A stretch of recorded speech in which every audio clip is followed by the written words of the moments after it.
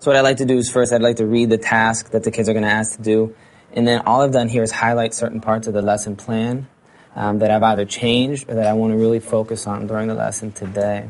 My idea with these materials is that we put them in the middle of the table. Don't tell them they have to use them, just set them there. If they go to them, they go to them. If they don't, they don't. Okay. But I want the tools to be there. Differentiating instruction might mean you use different resources or have different resources available for students. It might mean that you use a variety of texts. It might mean that you have a variety of different types of assessments or ways to look at the student's learning, so that you're creating a lot of different ways for students to take in information, to process that information, and to express their learning.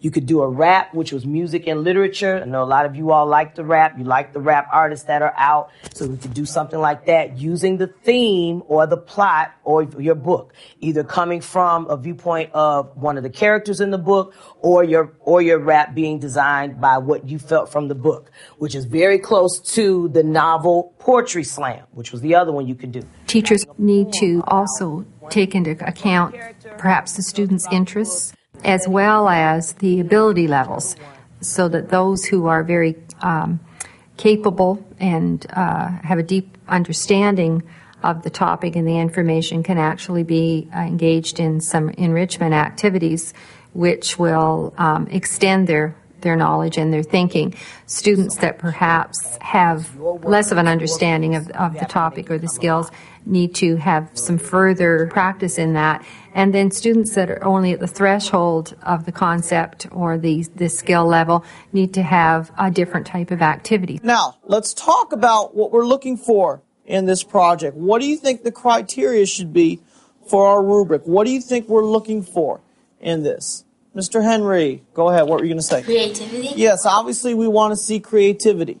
Okay, I think one of the reasons so many of you liked Kendall's commercial was because she was the only one who did it. Was very original. When you differentiate instruction and you're looking at the assessment tool specifically and providing students with choices for ways they can demonstrate their learning, it's very important that students know how you're going to evaluate it, because it's going to look so different. It's not one test that's the same that's being passed out to each student. Now, you're going to have a choice of doing three things. Choice is integral to students naturally selecting according to their strengths and weaknesses, and according to providing and recognizing different ways that students can demonstrate their learning.